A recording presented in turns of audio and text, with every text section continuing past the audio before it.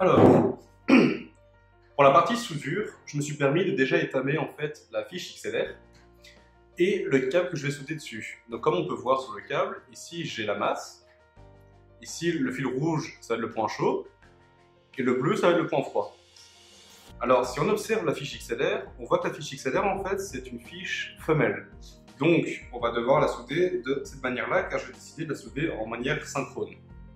Alors, si on regarde à l'arrière, en fait, à l'arrière, au-dessus de chaque pin, on a le numéro 1, 2 et 3. Ça correspond bien à ce que je vous ai dit précédemment. Alors, ici, du coup, je vais mettre, sur la 1, je vais mettre la masse, sur le 2, je vais mettre le fil rouge, qui est le plus, et sur la pin 3, je vais mettre le moins. Alors, pour ceux qui ne savent pas ce que c'est étamer, en fait, c'est mettre une petite goutte de suture au préalable, en fait, et ça permet tout simplement de, dès qu'on met les fils et qu'on chauffe un petit peu, ça va adhérer sans qu'on doive rajouter un surplus de suture. Donc, pour avoir un peu plus facile à souder, je vais utiliser une pince 3 bras. Hop. Donc, je mets ma fiche. Alors, ce que je vais faire, c'est que j'ai déjà un petit peu chipoté, j'ai déjà un peu... pour avoir plus facile pour vous montrer, un peu mis correctement les fils. Mais là, si on regarde, hop, voilà, ça s'emboîte sans problème. Là, je vais essayer de vous montrer. Voilà, donc là, les 3 fils ils sont mis dedans. Alors, ce que j'ai juste à faire, c'est venir chauffer en fait avec mon fer à souder. Donc là, vous devriez voir correctement. Donc, je viens avec mon fer à souder, tout simplement. Je vais un peu sale. Voilà. Et je vais venir chauffer mes pins. Donc, en venant chauffer, je vais tout simplement faire fondre les deux couches de soudure qui sont mes deux éléments. Et en faisant ça, elles vont adhérer l'une à l'autre.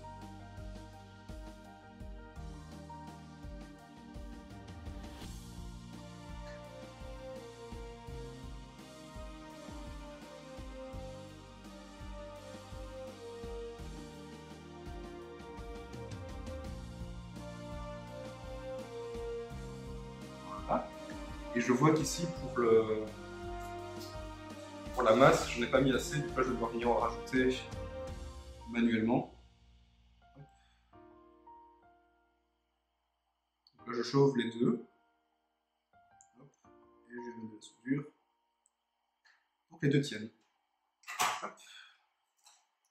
Donc là je laisse un peu refroidir. Et en regardant bien, voilà, les 3 se sont connectés parfaitement. Je peux tirer un petit peu dessus et on voit bien que ça a bien été soudé. Donc là, je les ai soudés, j'ai soudé une fiche femelle XLR en mode synchrone, donc de cette manière-là. Alors pour vous montrer l'autre manière, la manière synchrone, j'ai une fiche ici mâle que je vais souder de l'autre côté. Donc je vous reprends une fois que j'ai préparé tout ça proprement pour vous montrer plus facilement que maintenant. A tout de suite. Donc, on se retrouve pour venir souder maintenant le XLR mâle en mode asynchrone, donc de cette manière-ci. Pour rappel, la manière asynchrone, on a 2 câbles, alors que la manière synchrone qu'on a fait au préalable avait 3 câbles. Donc, je vais mettre en place hop, les embouts pour pouvoir venir tout connecter, enfin tout remettre en place une fois que j'ai fini de souder. Premier embout, le caoutchouc d'isolation.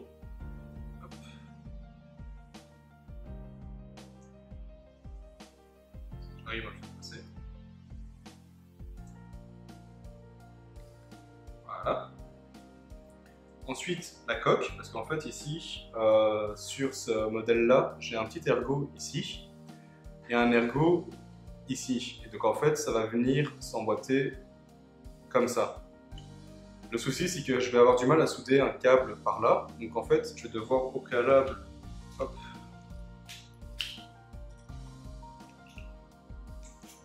je dois venir au préalable en fait mettre ça sur mon câble, souder, et en fait je vais rabattre ça sur le connecteur et le remonter. Donc hop, c'est mis. Comme pour la partie précédente, j'ai déjà coupé, soudé proprement comme il fallait à la bonne taille. Pour ça, rien de plus simple, il suffit en fait de venir mettre en place les câbles, couper toujours plus grand que ce que vous voulez, venir mettre en place les câbles. Par exemple, ici pour le côté isolateur, on met, enfin avec un isolateur, pardon, on vient le mettre contre l'isolateur, contre la pin qu'on veut venir souder. Il suffit juste de couper le surplus en fait qui dépasse. Et du coup, à ce moment-là, si on regarde bien, donc j'espère que vous verrez sur la vidéo, mon connecteur fait la même taille que ma pin. Donc du coup, en fait, il n'y a aucun risque de contact avec les autres pins s'il y a un petit souci de débranchement ou ce genre de choses. Et voilà. Donc maintenant, ce que je vais faire, c'est que hop, je vais mettre en place mon connecteur. Et comme on a vu précédemment, pour souder un connecteur mâle en mode asynchrone, on a besoin de deux câbles, la masse et le point chaud. La masse se trouve sur la pin numéro 1, et donc là, comme la partie précédente, on a des numérotations sur les pins ici en fait. Donc on voit que la pin numéro 1 se trouve là, et la pin numéro 3 se trouve là. Donc ici je vais avoir la masse, et le point chaud sera ici. Donc, je mets en place, voilà, je vais bien mettre ça exactement. C'est déjà étamé comme pour la partie précédente. Et là, hop, je vais bien tout simplement chauffer, mettre mon câble correctement et venir le chauffer. Voilà, et c'est fait. Pas besoin de me rajouter la soudure en plus. Pareil pour la partie la masse. Donc pour ça, je viens tout simplement le mettre 11. Je viens chauffer mon connecteur.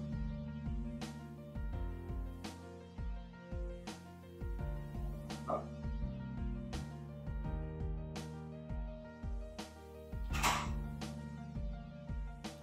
Et là, on peut voir que en tirant un peu dessus, voilà, ça ne bouge pas, c'est bien fixé. J'ai bien fixé mes deux connecteurs comme il fallait, comme on l'a vu pardon, ici sur ce montage-ci. Donc, maintenant, il suffit juste de tout remonter. Donc là, je cherche mon ergot, voilà, il est là. Tac, voilà, je l'emboîte correctement. Je vais prendre la visserie dont j'ai besoin, étant donné que c'est un connecteur avec des vis. Voilà, donc ma vis se trouve là. Je vais venir le pousser un peu plus.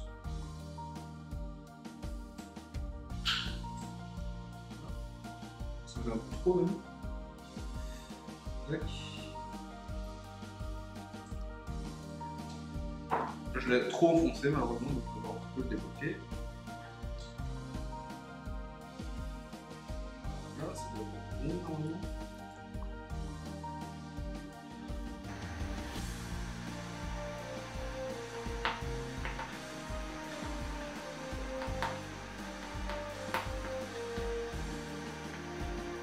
Voilà. Je vais mettre de la caoutchouc dans le connecteur.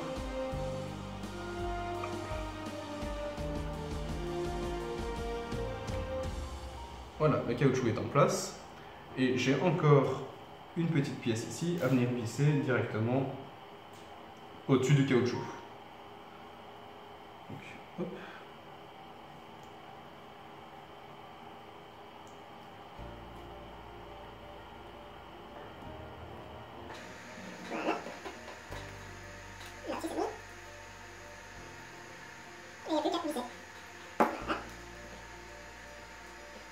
Voilà, donc là mes deux câbles sont faits. Ici un connecteur femelle connecté en synchrone et de ce côté-ci un connecteur mâle connecté en asynchrone.